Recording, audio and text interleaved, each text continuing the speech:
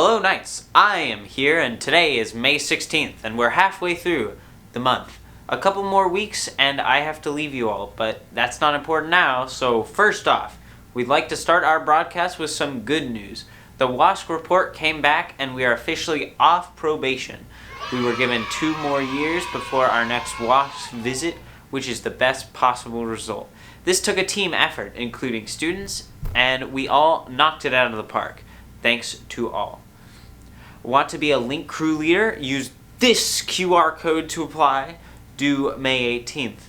From today through Friday, the Social Justice and Advocacy class will be having a hygiene product donation drive. Please drop off all donations in room N104. The BHS Jewelry Club is having a fundraiser at the Fig Garden Pyology this coming week on Wednesday, May 18th from 10 a.m. to 11 p.m. Please support our jewelry club. Flyers are in the teachers' boxes, so take a photo of it and show them the flyer at checkout or order online using the code on the flyer. Night of Nights academic medal winners have been chosen. We will be celebrating these students along with our CSF Lifetime members, AP Scholars, sealed by Literacy awardees at Night of Nights on May 23rd. More info and invitations will be sent out soon. Congrats to all our outstanding seniors.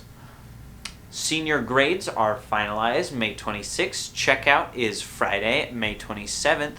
Seniors will pick up checkout forms in the cafeteria before school starts and attend all classes. Spring Fest is May 20th, which will be a minimum day. And there's the epic announcements. Jeez, those were long. Now on to the epic stories. May is National Foster Care Month, by the way, so let's hear from some of our foster care students. Hi everyone, my name is Ms. Santoyo. I am the Project Access Clinical School Social Worker here on campus, and today we're happy to bring some awareness to foster care as it is Foster Youth Awareness Month. Foster care is a pretty mixed bag. There are some good things, don't get me wrong, but there's also some bad. You really just gotta hope when you flip the coin you land on heads and not tails. I'm happy to say I got a secure bag. I have 2 wonderful foster parents, but there are some foster kids who have struggles and it's very hard for them at the moment. There's fighting, it's a lot of negative talk. As if you're not already going through enough. You miss your family a lot. You feel alone. You feel like there's nobody there to help you. Foster parents sometimes push you away. As if you weren't just pushed away from your own family, and you get pushed away from another one, you feel like you have no place to go. And we will help you as best as we can. We don't like to brag that we don't have parents. We're not orphans either. We went through a lot. Some of us struggle through a lot. We are normal kids. We're not kids you need to feel bad for because we don't have our mom or our dad or our family to be around. We're not kids you need to feel pity or feel bad for because at the end of the day, we're gonna graduate. We're gonna go to college just like everybody else. Group homes are not for the mentally ill. Group homes are for kids who need a little more support. It's not for students that are out of control, that can't control their behavior, that can't control like their anger issues. I feel like the teachers really need to work on their communication skills and really come to realize that we just need a little extra help. We need extra time. We shouldn't be penalized because some of us have very strenuous situations of which we just can't do our work as a normal student can. My teachers are pretty understanding, but there are times where I can't get my work done completely because, in a foster home, you're not just the only foster kid there. There are plenty of other ones. So we're doing a donations this month for clothes and shoes to group homes. It's to help students in need that at group homes because we don't get a lot of money for students in group homes. If you guys could please donate like sweaters, clothes, shoes that you don't fit anymore, that you guys don't want. Just as well, even toiletries, toothbrushes, toothpaste, anything is help. Like anything can bring good help. So we do have a foster youth club here on campus, United Alliance for Foster Youth. If anybody out there, foster kids, if you are struggling with these negative encounterments, come to Ms. Santoyo, come to the office, talk to somebody who you feel can listen to you. We're here to make everybody feel safe and feel united as foster children. I hope we all listened. Teachers and administration say that phones are a big problem these days, so let's look at what some of our Bullard students had to say about that. Sup, Logan here. Smartphones can be very handy at school. Mobile devices make it easy to type and organize notes. You calculator apps can help with math problems, devices can even replace heavy paper textbooks. Researchers at Boston College recently surveyed teachers at a high school that urges all students to use mobile devices. In general, teachers felt these devices could improve learning. But teachers at that high school were also worried about their students becoming distracted. Another study found that the more time students said they typically text, use social media, or read online during class, the lower their grades are. A lot of students tend to think that they are good at multitasking or doing more than one thing at a time. A communications researcher at the University of Connecticut found multitasking in class is likely to harm their academic performance. They also have data that show that people who multitask during class or while doing homework have to spend more time studying. In other words, students who use phones for something other than research or note-taking during class are not efficient, and it's costing them time. Students seem to almost have a compulsion to use their cell phones. They can't resist checking their cell phones for texts. Other studies have shown that students who use their phones in class have lower test scores. What is cell phone use like at Bullard? Let's look at the responses to our Night Watch survey. According to our survey, most of our participants got their first phones in grade school, and the vast majority, 87%, spent between 3 to 10 hours on it. When asked how soon they use their phone upon waking, 75% says the first thing they do, often because it wakes them up. When asked if they use their phone in class, even though they know it's not allowed, 74% said yes. However, when asked if they think it distracts them from their schoolwork, only 49% admit that it's possible. If we consider those results and apply them to the statistics out there about the level of distraction phones create in the classroom, about half of all users at Bullard admit to using their phones even though they know it could easily be hurting their grades. Thank you to all those who participated.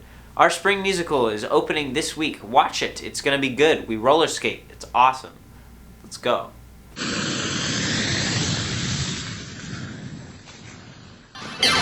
So Xanadu is a really, really fun story. If you know the Greek mythology characters, Zeus, Kira, Terpsichore, Melpomene, Calliope. If you don't know them, it doesn't matter either.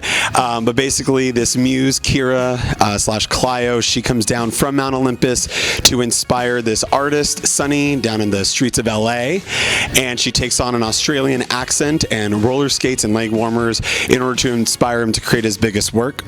And along the way, we have her muses, her sister muses, who help her out with this. But the plot is that she can't fall in love with a mortal, and then love happens. So come and see it and see how it develops. It's a really fun, exciting musical. Well, there's dancing, the 80s, disco, roller skating, super fun. And we have 6 shows. We'll have some on May 19th, May 20th, and then the next weekend, May 26th, May 27th, and then 2 shows on the 26th. All shows will be at 7:30, and then we have a show at 2 o'clock on the Saturday, May 28th. This show is what the Met Gala wanted to be when the theme was camp, and I'm in it again. But it's really good. I mean, it's a musical. This is one of our first in-person performances since COVID. We've been working really, really hard on it. It's a laugh. Bring your leg warmers. Price of tickets is $8 for students, bring your IDs, or $10 for general. You can buy tickets at the box office for the show or to Mr. Gonzalez in N73 or online at www.bluenation55.com/events. Boots the house down, Houston, I'm deceased. I'm telling you, man, it's awesome. And now moving on to our very own theater teacher and his shenanigans.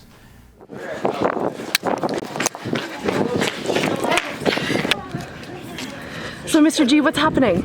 I am asking Mrs. Ramos to prom. She has no idea. Mrs. Felder helped me, though. And I'm with my students. This is exhilarating. Say hello! Mrs. Ramos, can we come in for night watch really quick? Thanks. Oh. Just go.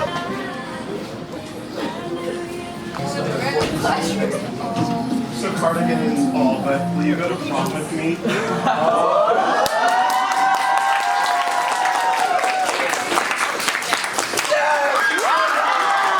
And now I challenge you to do a better promposal. Congratulations, weirdo. Also, important staff message. If you think that you can do better than Mr. G, feel free to tell us and we'll film your promposals and judge who has the better one. Some last minute reminders for all prom goers. Don't forget your IDs and remember that dress code will be enforced. If you have questions about the dress code, see VP Perez. There will be boat rides and 360 videos included, so come early to enjoy the scenery from the lake. While you can see it, Wolf Lakes is beautiful and worth a little extra time. Larson Brothers Photography will be there to take photos at additional cost. There are 4 packages that range from $25 to $45. It is advised to arrive before dark for safe driving if you have never been, because Wolf Lakes is located on a 2-lane country road. The address is 11646 Ashland Avenue, Sanger. Now on to Robotics. This is a recap of the robotics competition that went down on May 8th. There were many teams there to compete in the competition made possible by Red. The competition is as said. The goal is to get these balls in any specific scoring entry points. We did this by having a pusher robot and a shooting robot. Every team fought valiantly for the top spot, but one notable one was J.E. Young coming in second. But in the end, we won first and third, with Ruth taking first and Ethan taking third. Let's go Knights. This is live footage of the robot uprising. Scary stuff. But anyway, make sure to tune in next week for your nightly news in the morning.